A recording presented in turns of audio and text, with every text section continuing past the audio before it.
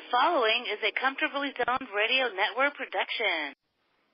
Yo, Philly, how you doing? Welcome to Philadelphia Baseball, past, present, and personal. I'm Bill Kashatus, your host on the Comfortably Zoned Radio Network. This week, we're going to discuss the Philadelphia Athletics championship dynasty of 1910 to 1914. That dynasty won 3 World Series titles and 5 American League pennants. But they displaced another just as formidable dynasty in the 1910 World Series when they defeated the Chicago Cubs. Those Cubs had been the best team in baseball for the previous 5 years, winning nearly 70% of their games, 4 National League pennants, and 2 World Championships. Here to give us a better understanding of the 2 championship dynasties is Richard Bressler, author of The Cubs and A's of 1910, One Dynasty Ends, Another Begins, published by McFarland Books. Welcome to the podcast, Richard. Thank you, Bill, and I appreciate you having me, and let's go to it. Well, the most obvious question is, why write about the 1910 Cubs and A's? Well, I was looking to write a book about baseball. I'd written 2 books before this about medieval history, and I just decided to write one about baseball, and I just started looking around and realized that there had never been anything about this. And in the research, I did not realize beforehand that as far as regular season record goes, that the Cubs from 1904 to 1913 hold all the records for regular season winning percentage, victories, whatever. You go any amount of years from 1 through 10 consecutively, and the Cubs from that time hold all the records. You know, from 1 year, they won 116 games, which they still, the record was tied by the Seattle Mariners, but that was in a longer season, so the Cubs obviously had a better winning percentage. They hold it for 2 years, 3 years, every year from 1 through 10 is that team. I knew that was a good team, but I didn't realize how good it was. And then the A's were the next team that became that good. I mean, they did displace them, and I did. Once I got into it, I realized, yeah, that is the hook. You have one team that had been a dynasty, and another team that took their place, and both of them operating in climates where there were very few good teams. In the National League from 1901 to 1914, 3 teams won the pennant, or until 1913. And in the American League from 1901 to 1919, 4 teams won the pennant. So, you know, they were the top of the line during that stretch of time. Now my assumption is that since you're from Champaign, Illinois, you're a Cubs fan, and that this book was written or published in 2016, which was probably before the Cubs won the World Series, correct? So you were gearing up for that possibility and going with that sufferable Billy Goat curse of all those years. Well, actually, your first presumption is incorrect. I'm from Chicago. I'm born and raised in Chicago, but I'm a White Sox fan. And even though I grew up on the north side of Chicago, I'm a White Sox fan. But and originally when I originally submitted the book, I submitted the book like at the end of 2015, you know, and it got published fairly close to the World Series in 2016. My original title was The Last Time the Cubs Were Favored in the World Series. That was my original title, because I don't exactly know if that's true, but I think it was. And I also thought that if the Cubs got to the World Series in 2016 that they would be favored, which of course they were. But so yeah, that kind of worked out a little oddly. That's pretty unique in itself. A White Sox fan writing about the Cubs. I mean, right. You know, I'll pull no punches. I am a Phillies fan basically because I was raised in Philadelphia, still live in the Philadelphia area, and they were the only team that existed from the time I started following baseball. But, you know, as a historian, I fell in love with the Athletics, realizing that they are still the most successful professional sporting franchise in the city's history of all the major professional sports teams, having won 5 world championships and 9 pennants, and they haven't played a game in this city since 1954. Yeah. How pathetic is that? Well, you have the year. I mean, I had a friend who lived in Philadelphia, and you probably remember the year. I think it might have been 83, either 80 or 83, when all of the Philadelphia teams made the finals. 1980. Okay. Only the Phillies won, but all the rest, they all made the finals. That's right. You don't see that happening every day. and we're actually looking at that this year because the Eagles, right. of course, won the Super Bowl, and the Flyers, although they were bounced, and then the Sixers most recently have been bounced, they made the postseason, and the Phillies are looking like, you know, if they could pick up a pitcher or maybe a power hitter during the July deadline, they might be able to get a wild card berth. So yeah, they look like they're a pretty good team right now. Yeah, we might be heading into a repeat of history. Well, let's look at these two teams, Richard, okay. and compare them. Let's begin with the managers. The A's were managed by the legendary Connie Mack, and the Cubs by another legendary player manager, Frank Chance. Who was the better tactician, in your opinion? Well, I would say that the biggest difference, and this is something that I learned in doing this book, is that Connie Mack really wasn't much of a tactician. And I'm not saying that to diss him or to dismiss him. He believed, and I write something in the book about it, once the game started, the players played and they ran the game. Now, he did intervene, but not very much. His manager, basically, was Harry Davis, who was the captain. And Connie Mack had come up in a time when the captain, which he had been when he was a player, ran the game. You know, the manager usually would pick the starting pitcher and would pick the lineup, but once the game started, the captain ran the game. Well, Frank Chance was the captain and the manager. So, you know, he was doing both, but only when he was playing.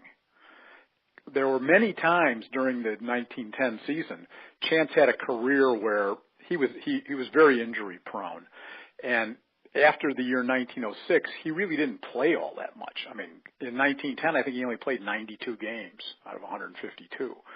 And when he didn't play, he would designate Johnny Evers or Joe Tinker to run the team while he played, while he sat on the bench, or many times he just didn't even sit on the bench. A lot of times he didn't show up because he had headaches and things like that.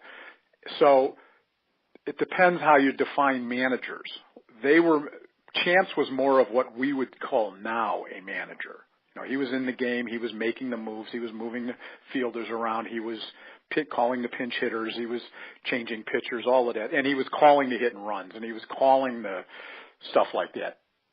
Mack didn't do that. He let Harry Davis do it, and he would let the team come up with that. That's something I mentioned in the book. When this young team got together, when Jack Berry and Eddie Collins and Home Run Baker and those guys got together, they would have skull sessions every night, and Mack heard about them, and he encouraged them and said, you guys figure it out. You let me know, I'll approve it, but you guys do it. So that's how they did it. Mack was more of a general manager, and obviously he was also the owner. So he again, not to say that he wasn't involved in the stuff in the game, he was, but he wasn't involved to the extent that Chance was. Mm-hmm. Now, one of the things you point out in your book is the remarkable continuity of the Cubs. I mean, you had essentially a dynasty from 1906 to 1910 that revolved around essentially 15 players. Right. Mack, between 1910 and 1914, employed over 20 players right. between pitchers and, you know, in his regular field positions. So, you know, I think that speaks pretty highly of itself, because the distinction of a truly great baseball team is the ability to repeat.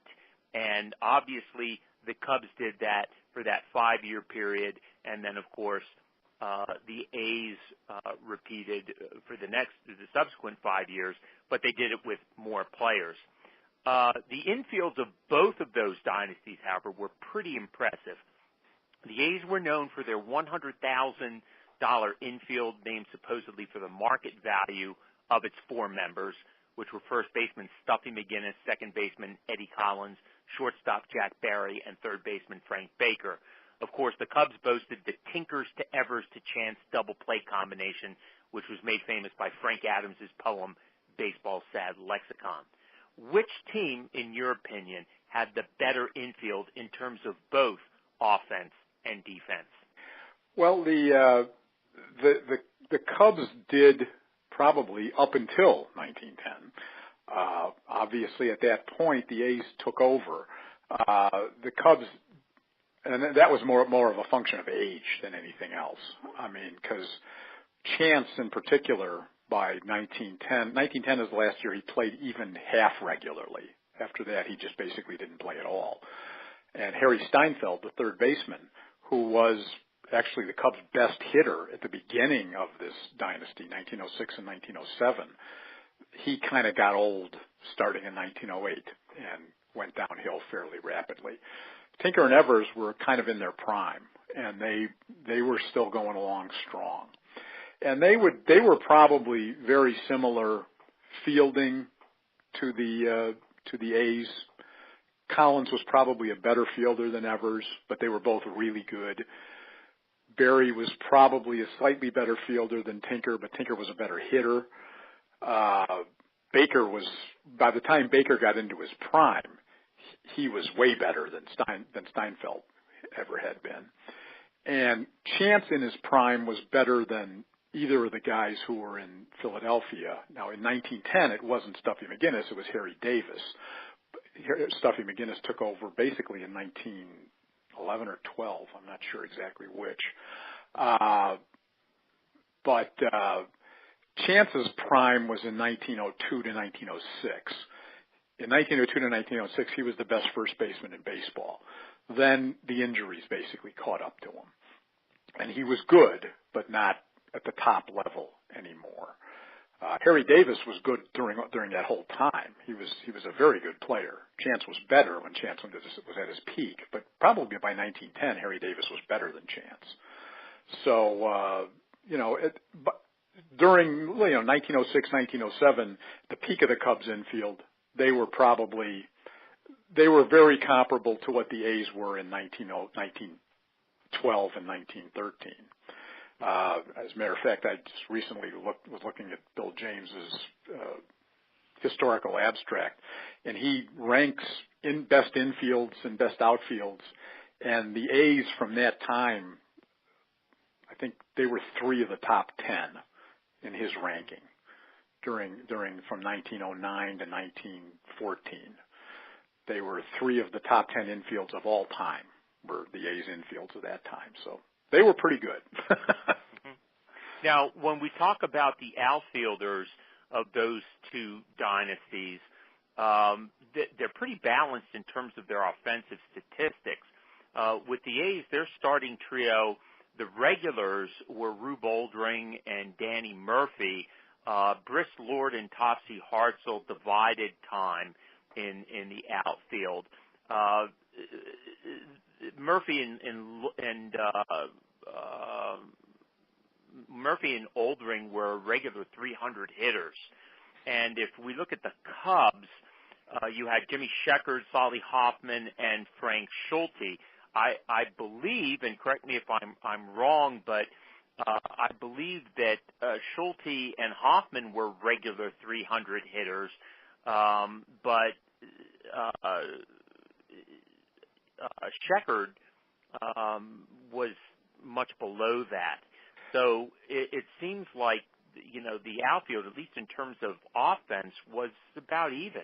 Yeah, they were about even. Sheckard was one of those players, and again, this is another guy that Sheckard is a guy who really his value when he was with the Cubs, and he had a weird career because the beginning of his career he was like a third place hitter, and he either had great years or bad years. And this was before he got to the Cubs. When he got to the Cubs, he basically became a leadoff man and was very consistent. He didn't hit for a high average. He hit for 250, 260, something like that. But he led the league in walks. So he was on base all the time. He was a very good leadoff man. So he was better than his statistics because of his walking ability. He actually held the record for walks in the National League at 147 for a long time. Eddie Stanky broke it with the Boston Braves. Speaking of another team that doesn't exist. So they were pretty even. Both teams had one power guy, Danny Murphy with the A's, and Wildflower Schulte with the Cubs. Schulte was probably the best hitter of the bunch at this point. Murphy had been a little better before. He was getting to the downside of his career. Schulte was basically just reaching the peak of his career because Schulte in 1911, I think, won the Triple Crown. So, Schulte was really good. The other guys, and Topsy Hartzell was a guy when he was younger, when he was and for most of his career with the A's, was like Jimmy Sheckard. He was a great leadoff man. By this time of his career, he was on the downside of his career, and like you said, he was splitting time out there. So they were pretty even. I think the Cubs probably had a little bit of an advantage on defense. Hoffman was a guy who was just a tremendous player. He wasn't necessarily a great outfielder, but he was the Cubs utility man even this year. He played everywhere. I mean, he played every position except catcher and pitcher throughout the course of his career. And in 1908, when the Cubs had this really incredible close race with the Giants, I think he played like 135 games, and he never played more than 40 at one position. So, he was just a really good utility man. Mm-hmm. And I think he led the Cubs in hitting that year too, in 1910, I think. Your comments about the Sheckard and the walks and the ability to get on base begs the question, did you ever calculate the on-base percentage or the OPS of these guys? Because I'd be interested to know that. Now, I know in the back of your book you have the hitting stats here. Right. I have the hitting stats basically from a 1999 baseball encyclopedia. I did not calculate it. They are there to be calculated. I mean, they do give walks and strikeouts, but I did not calculate it. Right. So. Yeah, that would be interesting to find out. The other thing that was really fascinating for me to read was the pitching rotations of these two teams, because Mac was known to be pretty consistent with four starters, and that was pretty much, four-man rotation even through the Lively Ball dynasty. He always seemed to go with four people and then just spot start for double headers, or, when he felt the pitcher needed a rest, he'd go with someone else, one of the kind of journeyman type of pitchers. And that seems to be consistent here, because we have Combs, Jack Combs and Cy Morgan, who won 31 and 18 games respectively. And then you had the two Hall of Famers, Chief Bender and Eddie Plank, who won 23 and 16 respectively. And then it just drops off into single-digit numbers. Whereas the Cubs seem to have shared the wealth, so to speak, between really five, arguably six guys. Mordecai Brown was their ace, 25 and 14, followed by King Cole, 20 and 4, then Harry McIntyre, 13 and 9, Orville Overall, 12 and 6, Ed Rulbach, 12 and 8, and then Lou Ritchie, 11 and 4. Then they drop off into the single digits. Is that an accurate reading? Yeah, the problem with the A's, from what I remember in that year, the biggest difference was the A's were healthy in pitching.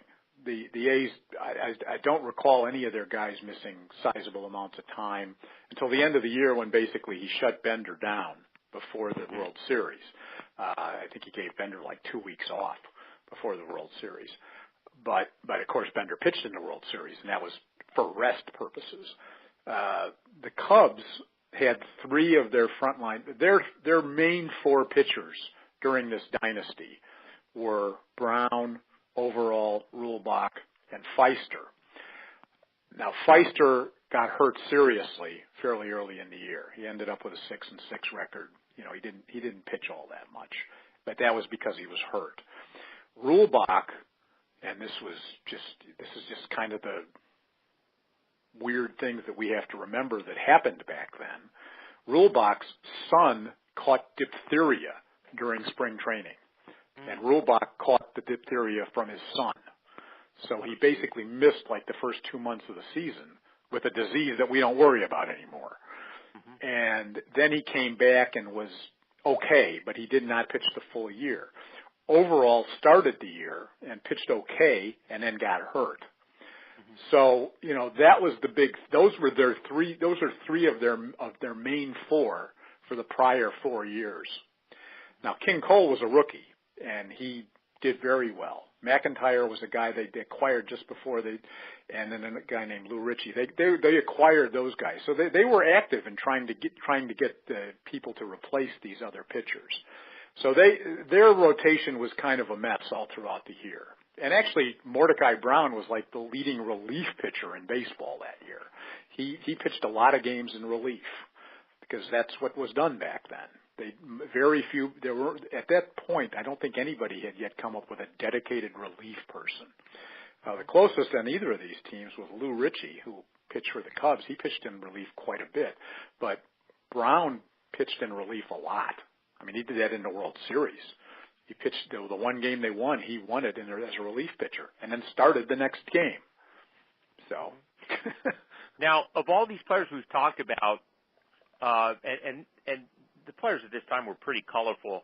We know in Philadelphia we had a Rube Waddell who actually was mentally disabled, but was tremendously physically talented. And of course we had Shoeless Joe Jackson here, but that was before this dynasty. Right. Tell us about some of the players on either team who were those colorful types for you. Which players were your favorite?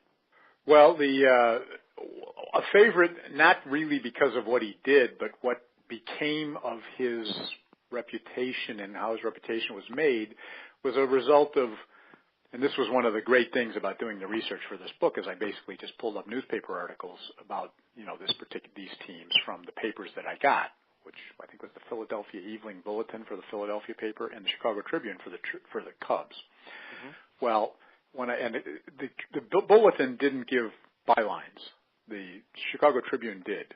And when I started reading the ones at the Chicago Tribune, I didn't really look at the byline, but I started reading the articles, and they were really good. They were really funny. Then I looked at the byline. R.W. Lardner, Ring Lardner, he was covering the Cubs. Now, in Chicago, they would switch at halfway point of the season. You know, whoever was covering the White Sox would cover the Cubs and vice versa. So he did the first half. And there was one of Ring Lardner's famous things was about how dumb rookies could be. Well, that basically came from King Cole. King Cole was known as being really not too bright. Before they left spring training, he was banned from poker games because he couldn't keep his meal money. You know, he would get into poker games with the guys, and they would take all of his meal money. And Chance eventually learned about it and just said, "You can't play poker anymore." So, you know, that was one thing. The other guy on the Cubs he was a great player, pretty much of a miserable human being, was Johnny Evers. Chance said later on I said, the guy's a great player, but I wish he played outfield so I didn't have to listen to him talk the whole game. Because, you know, Chance played first and Evers played second, and Evers just talked the whole game. He would complain about the umpires. He would yell he would do chatter with the batters. Wow. And he was just, you know, kind of he was, like I said, he was a great player. He was just one of these really hyper-competitive guys, which was what made him great because he did not have much in the way of physical tools. But he was kind of, that way. And him and Tinker didn't speak for 4 years. No kidding. No, they were in either 1906 or 1907. They got into an argument, and there are two versions of the argument. And they basically didn't speak other than "I got it, you take it," on pop-offs. Wow. They didn't speak. And then, funny thing is, that lasted through the end of 1908. In 1909 spring training, they made up, and they spoke during the 1909 season. And the Cubs, who had a fine year in 1909, they won 104 games, but they were 7 games out of the lead. Pittsburgh won 111. The Chance told them after that year, "You guys go back to not speaking to each other." And in 1910, they didn't speak to each other. Wow. So, that's that. On the A's, they really didn't have colorful players. They had guys who had specific, shall we say, characters. Cy Morgan was probably the closest to a colorful guy. I think he went in vaudeville in the off season, I think. He did. And, he ended up as an umpire after he ended up trying to be an umpire after he retired. And I think he was known to have a pop now and then, which was not something that Mac totally, he didn't like it, but he knew enough to know that he really couldn't do anything about it for most people. Right. Other than that, the main thing for them was that they were the young guys were so enthusiastic, and they really were good at playing together. That was one of the things that was really different about the dead ball era, which I do want to get into a specific thing about the dead ball era. But in the dead ball era, most actions were team actions. There were sacrifices. Barry had a play. Barry's signature play was a double squeeze. He would call it. He would give a signal if there were guys on second and third, and he was a good enough bunter that these guys, he would call a suicide squeeze. He would bunt the ball. Both of the players would start running on second and third, and sometimes he would get 2 runs scored on a squeeze play. Mm-hmm. So that was one of the things that they came up with in just talking about it. So yeah, I'm glad you mentioned the dead ball era in the inside game, because we just don't see it. I mean, from 1920 on, baseball and its fans seem to be enamored of the long ball. And where you see inside baseball, if you see it anywhere anymore, happens to be at the high school level. But, this, for listeners who are not aware of the dead ball era, this was a time period where you manufactured runs inning by inning by getting on base and going station to station, utilizing the hit and run, the sacrifice, the steal, the suicide squeeze. And it really was a thinking man's game, and that's where it got the reputation as a thinking man's game. So your comment about Barry and the double squeeze is very apropos of that. I want to look at the owners of both clubs, because they were legendary in their own right, although I have to qualify that with the Cubs. He was kind of a Charlie Finley of his time. Yeah, that was Charles Murphy, who purchased the club in 1905 from Albert Spalding, who was a sporting goods magnate. But Spalding was really the guy who cultivated that dynasty. I mean, Murphy just purchased it in 1905 and enjoyed the fruit of Spalding's labor. And then, of course, you had Benjamin Scheib, another sporting goods magnate, who owned the A's and also built his team a magnificent new ballpark in 1909, named after himself. Right. Mac owned a percentage of that, but right. Scheib was the primary owner. So, tell us a little bit about these two guys, or these three owners. Well, I'm going to correct you a little bit on the Cubs. Spalding was the owner of the Cubs, but he sold out in about 1890, and he sold to a guy named James Hart. And James Hart owned the Cubs until 1905, when James Hart had been a baseball guy. He'd been a manager, been a player, but when he owned the Cubs, he got into other businesses, and by 1905 rolled around, he owned a gravel business in Chicago that was making more money than the Cubs, and he basically decided he wanted to stay in the gravel business and get out of the baseball business, and he sold it to Murphy. And Murphy made an incredible deal for himself. Murphy was a public relations man in Cincinnati, and he worked for the Cincinnati Reds, and he knew Van Johnson, so he was well connected in the baseball world. And he found out before anybody else that Hart wanted to sell the team, and Murphy got in and made a bid for $100,000 before he basically put it on the market, and he got it for that. And Murphy had $16,000 of his own. He had to borrow the rest of it. And he borrowed it from somebody that he knew from the newspaper business in Cincinnati, who at that time was the half-brother of a cabinet member of the U.S., and in 1910 was the half-brother of the President of the United States. Okay. Charles Taft was the fellow that he got the money from. Charles Taft, who also owned the Philadelphia Phillies ballpark at that time. Wow. So, he was the silent partner. Murphy was the front man. Taft loaned him $90,000. Murphy took over the team after the 1905 season. The Cubs made such a big profit in 1906 that Murphy paid Taft back out of the profits and left Taft as half owner. But he paid back his entire loan. He paid back the $90,000 that he had borrowed. Wow. And because the Cubs' profit in 1906 was something like $120,000, which, was a lot of money. And Murphy, the team that was built for 1906 was built by the manager who Hart had hired, named Frank Seeley. And I am right now in the middle of researching a biography of Frank Seeley. Frank Seeley is a Hall of Fame manager who I had not really heard of until I did this. And Seeley built the team from 1902 to 1905. They were bad in 1902, bad in 1903. 1904, they won like 93 games. 1905, they won about the same number of games. Each time they lost, the Giants won like 110, so they weren't close to the pennant, but they were gotten a lot better. And again, to go to another thing that happened back then, Seeley in 1905, he had this condition for a long time. By 1905, his tuberculosis got bad enough that he couldn't continue managing.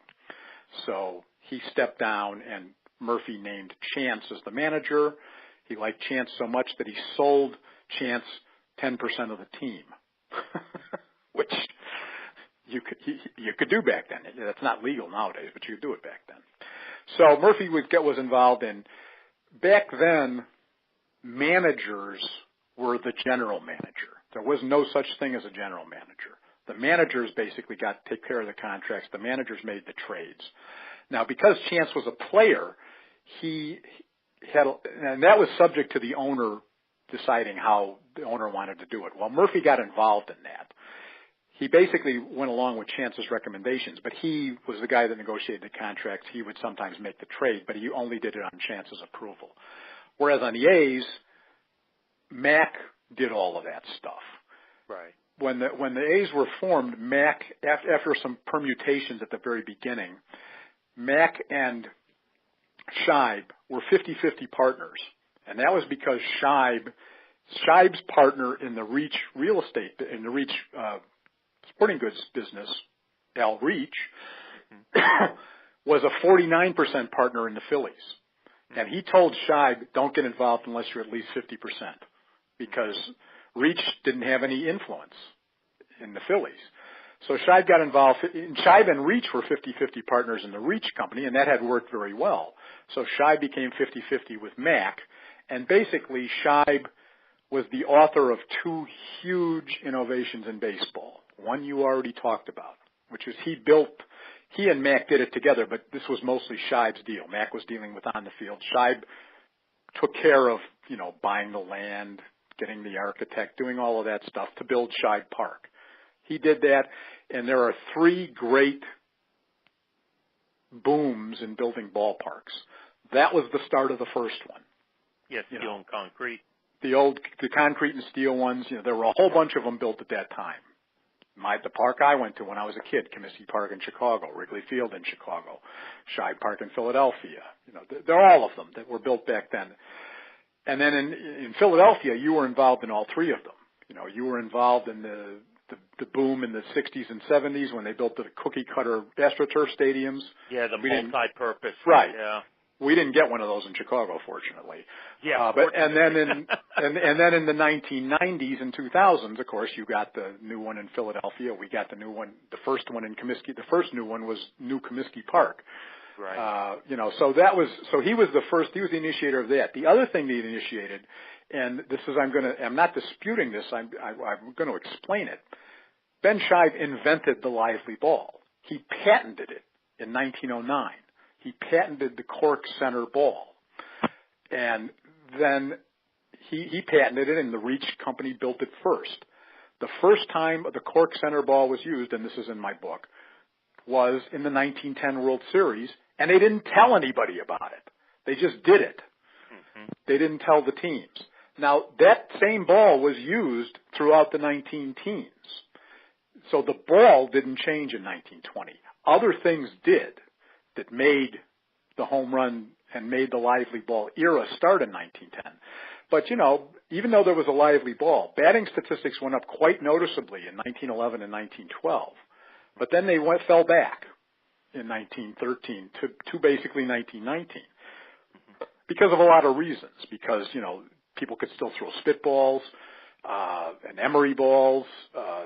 They also didn't replace the ball when it got dirty, which they started doing in 1920 after Ray Chapman died. Right. Right.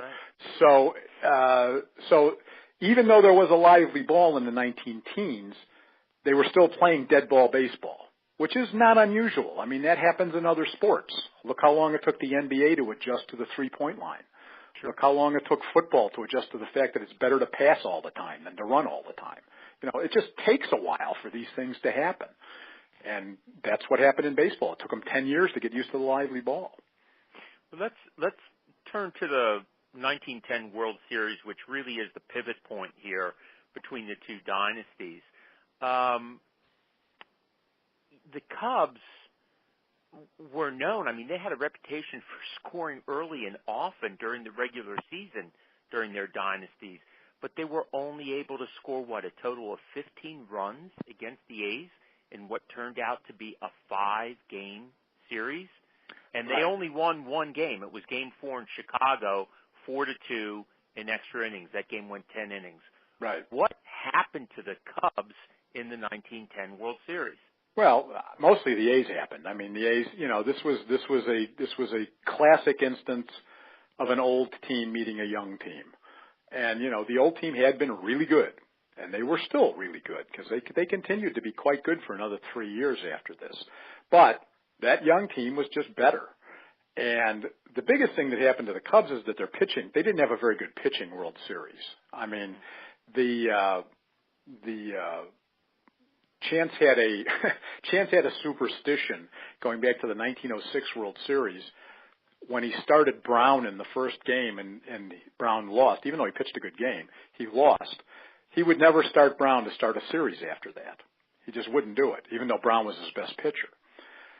So he started, I can't remember, I think it was Overall. And Overall and Rulebach started games in the series, and they were lousy. They weren't any good. Cole, who was the rookie, Chance didn't trust him. He didn't start him until the fourth game, and Cole pitched quite a good game. Cole pitched like 8 innings. I think when he left the game, he was losing 3-2. Then he brought Brown in.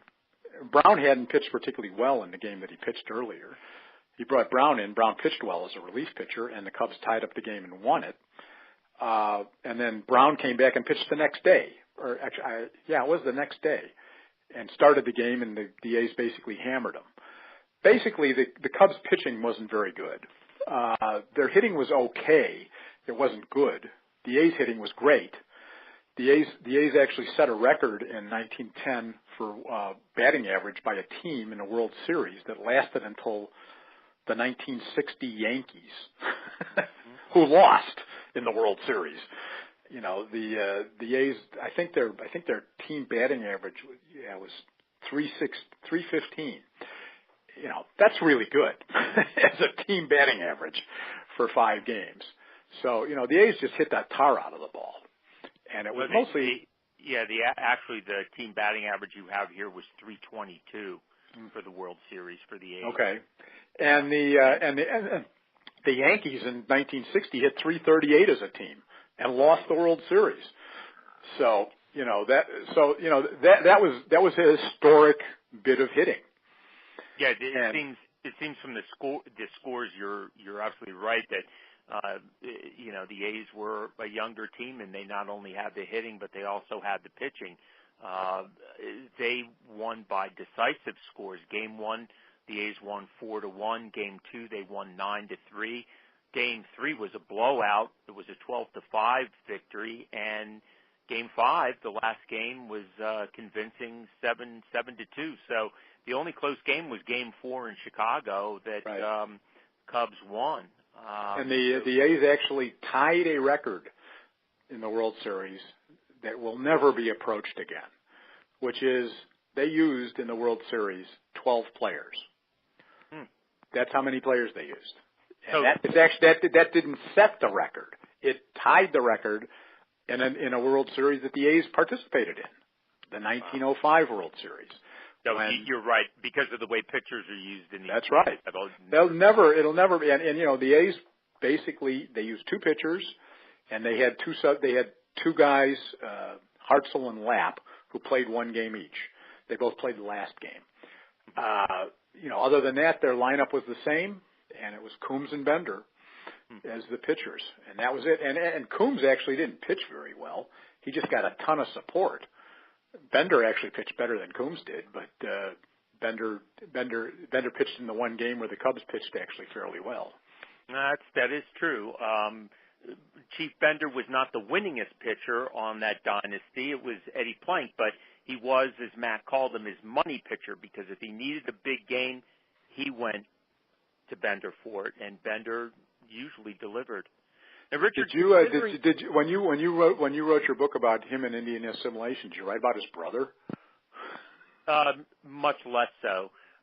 Only in terms of the Indian Industrial School and their complete polar opposite successes in professional baseball. They're polar opposites as characters. Yeah. Because Chief was such a upright citizen and a great guy, and the other guy was kind of a touchy guy. Yeah.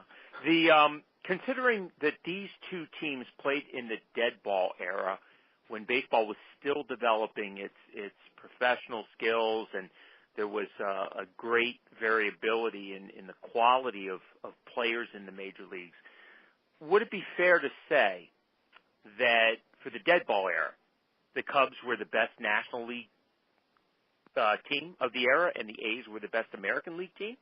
I would say that's probably true. The A's would have more of a contest, and the contest would be the Red Sox from 1912 to 1918. Okay. The Cubs would. The Cubs in the dead ball era, the Cubs won more World Series than any International League team. They didn't win more pennants. The Giants won more pennants. But the Cubs won the most World Series, and that was 2. Right.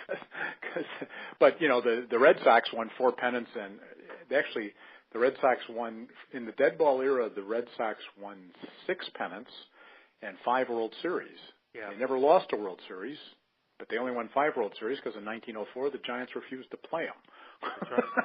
Right. So I would say, you could make the argument between the Red Sox, and in each of those teams had, numbers of great players. The Red Sox had Tris Speaker and Harry Hooper and Smokey Joe Wood and Babe Ruth and, they had probably equally as good players. So I don't know that I would pick them. And actually, that Red Sox team actually was one of the many teams that benefited from the breakup of the A's after 1914. That's right. So, I have one last question for you, Richard. Today, dynasties seem to be a thing of the past, with, of course, the exception of the New York Yankees. Right. And I think we're probably on the cusp of seeing yet another dynasty. But it's extremely difficult for a club to repeat as world champions, let alone return to the World Series, even though more teams compete in the postseason because of the wild card system. Why do you think that's the case? Well, I think nowadays the biggest problem, and this is what, to me,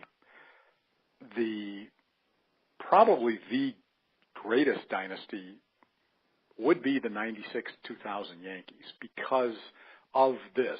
It's so hard to win 3 series. Yeah. You know, and you and I, or anybody who watches sports nowadays, knows that when people talk about these things, there's only in the major sports, in the 4 major sports, there's only one of these sports that is even semi-predictable in the postseason, and that's basketball. The other 3, you really have no idea. I mean, one team can be way better than the other, as was the case in 1906 with the Cubs and the White Sox. The Cubs that year won 116 games. The White Sox won the pennant by 2 games in the last week of the season, and the White Sox won the World Series 4-2. I mean, the Cardinals in 2006, where I live, we get Cardinal games. They won 83 games that year, and they won the World Series. You know, anybody can get hot in the postseason. That's right. You know, right. in hockey, the L.A. Kings won the Stanley Cup out of the 8-hole a few years ago. You know, in football, when the New York Giants beat the Patriots one year, they were 9-7 during the regular season. I mean, it's when you have to go through all these rounds of postseason, anything can happen. You know, so although I think that's basically it. Yeah, the interesting thing though is that New York Yankee dynasty that you cited, the most recent one, was successful because I think of the very same reason those early baseball dynasties were successful, and that was because they held on to, as you pointed out in your book, the majority of their players throughout that period. Right. I mean, there's so much movement with free agency these days. There's trading deadlines in the middle of the season. There's players jumping. You have a guy like Aroldis Chapman that is a rent player and pitches for the Cubs in 2016, you know, after competing for the Reds and the Yankees previously in the year, and then in 2017 he turns around and goes back to the Yankees. Right. He just didn't have that kind of stuff. But I'm glad you brought up the 96 through whatever 2000 whatever Yankees. Actually, it would basically be through and this if you take it really into consideration, it would be then through 2003 because they got into the World Series in 2001 and 2003 and lost the World Series.